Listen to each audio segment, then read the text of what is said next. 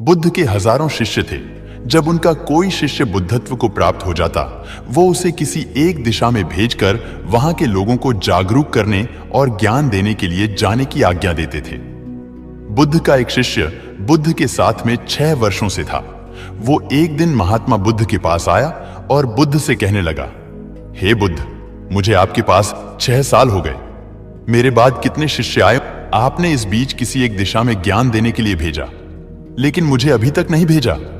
क्या मुझे अभी तक बुद्धत्व प्राप्त नहीं हुआ? बुद्ध मुस्कुराए और बोले, यह तो तुम्हें खुद समझना होगा कि तुम्हें बुद्धत्व प्राप्त हुआ है या नहीं। शिष्य बोला, हे बुद्ध, आपने मुझे इन 6 सालों में जो भी उपदेश दिया, मुझे वो सब याद है। आपकी बताई एक एक बात मुझे याद है। आप मुझसे भी पूछ सकते हैं, मैं आपको हर उत्तर देने के लिए सक्षम हूं। आप मुझे एक मौका तो दे ताकि मैं किसी भी दिशा में जाकर लोगों को आपके ज्ञान के बारे में भी बता सकूं।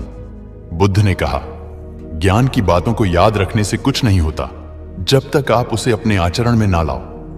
जब तक आप किसी भी चीज को अपने आचरण में नहीं लाओगे, तब तक आप दूसरों को नहीं कह सकते कि वो उसे अपने आचरण में लेकर आए। शिष्य ने कहा, जो भी हो, कृपया आप मुझे एक मौका दे। आप मुझ पर भरोसा रखें। मैं सभी को अपने ज्ञान से प्रभावित कर सकता हूं। मैं लोगों को ऐसी बातें बता सकता हूं जिससे उनके जीवन में शांति आएगी और वो शांतिपूर्ण अपना जीवन जी सकेंगे। बुद्ध ने कहा, अभी तुम तैयार नहीं हो। जब तुम तैयार हो जाओगे, मैं तुम्हें खुद सही मार्ग पर जाने के लिए कहूंगा। शिष्य ने कहा, क्यों बुद्ध, आपने मुझे इन 6 वर्षों में इतना भी ज्ञान नहीं दिया जिससे मैं लोगों को प्रभावित कर सकूं। बुद्ध ने कहा, ठीक है, तुम पूर्व दिशा की तरफ जाओ। वहां तुम्हें एक गांव मिलेगा, उससे तुम भिक्षा मांग कर लाओ और वहां के लोगों को अपने ज्ञान से मदद करना।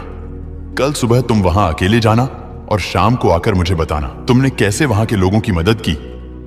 वह शिष्य ये सब सुनकर बेहद खुश हो गया और बुद्ध का आशीर्वाद लेकर चला गया और वह रात भर ज्ञान समेटता रहा और मन ही मन सोच रहा था कि मैं कल ऐसे ज्ञान की छाप छोड़ूंगा कि वहां के लोगों के साथ बुद्ध भी मुझसे प्रभावित हो जाएंगे।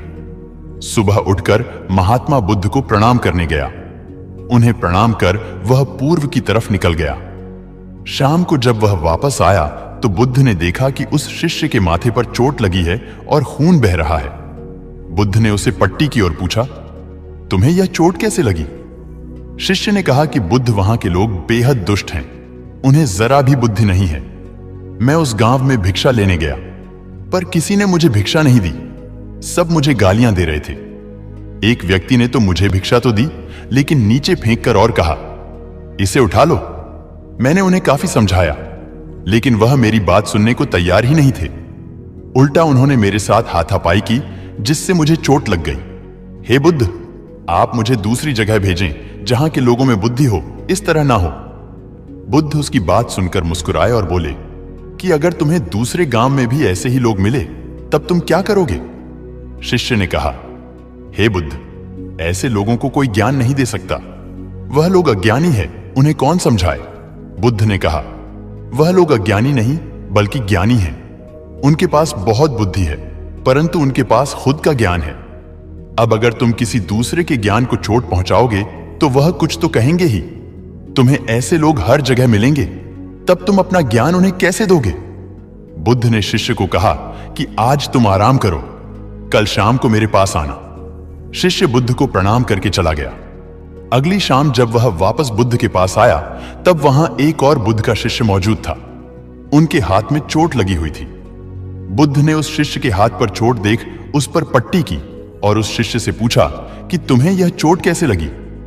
शिष्य ने कहा, हे बुद्ध, आपने पूर्व के एक गांव में मुझे जाने के लिए कहा था, वहीं मुझे यह चोट लगी। बुद्ध ने कहा, वहां तुम्हारे साथ क्या क्या हुआ, तुम मुझे बताओ। शिष्य ने कहा, हे बुद्ध, वहां पर मैंने सबसे भिक्षा मांगी, लेकिन किसी ने मुझे भिक्षा नहीं दी। एक व्यक्ति जिसने भिक्षा दी थी, उसने भी वह मुझे जमीन पर फेंक कर दी और कहा, उसे उठा लो। मैंने चुपचाप उसे उठाकर अपने पात्र में रख लिया और उसे कल्याण का आशीर्वाद दिया। तब उस व्यक्ति ने मुझसे कहा, आप बड़े ही अजीब व्यक्ति हो। मैं आपका अपमान कर रहा हूं और आप मुझे आशीर्वाद दे रहे हैं। मैंने उनसे कहा कि आप धनी हैं, आपने मुझे दान दिया है, इसलिए मैं आपको आशीर्वाद दे रहा हूं। फिर वहां से मैं आगे गया तो कुछ लोगों ने मुझे वहां से जाने के लिए कहा। उन्होंने मुझे कुछ अपशब्द कहे और मुझ पर कुछ पत्थर फेंके, जिससे मुझे चोट लग गई। जब मैं वापस आ रहा था तब मैंने एक मां को रोते हुए देखा। वह अपने बीमार बच्चे को लेकर चिंतित थी। मैं तुरंत जंगल से जाकर उसके लिए जड़ी बूटी ले आया, लेकिन वहां के लोग मुझे जड़ी बूटी देने नहीं दे रहे थे। फिर मैंने उनसे विनती की कि वह मुझे उस बच्चे का इलाज करने दे। उसके बाद वो जैसा कहेंगे मैं ठीक वैसा ही करूंगा। फिर जिस व्यक्ति ने मुझे भिक्षा दी थी उसने गांव वालों को समझाया, तब उन्होंने मुझे उस बच्चे को जड़ी बूटी लगाने दी।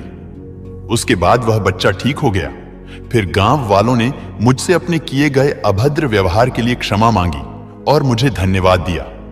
फिर मैं वहां से वापस आ गया। हे बुद्ध, आपसे एक विनती है। उस गांव के लोग बहुत भोले भाले और सीधे हैं। क्या मैं रोज उसी गांव में जाकर भिक्षा मांग सकता हूं? ये सभी बात वो पहला शिष्य भी सुन रहा था।